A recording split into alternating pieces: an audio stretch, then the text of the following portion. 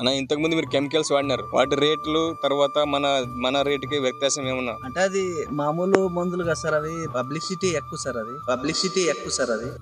పనితనం తక్కువ ఉంటుంది, సార్. ఇది పనితనం ఎక్కువ ఉంటే పబ్లిసిటీ తక్కువ. పబ్లిసిటీ తక్కువ కానీ పనితనం ఎక్కువ.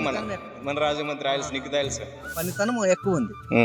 రాజు మంత్రి కొట్టినాం సార్ 20 రోజుల కిందట. 20 రోజుల కింద రాజమండ్రి కొట్టినాము. అంటే మొద్దు బారిండా కానీ నల్లి ముడత ఎక్కువ ఉంది సార్ వైరస్. అది కొట్టిన తర్వాత బ్రాంచెస్, సిగుసులు, ఒట్టి చెట్లకు గానీ సిగుసులు వచ్చినాయి సార్.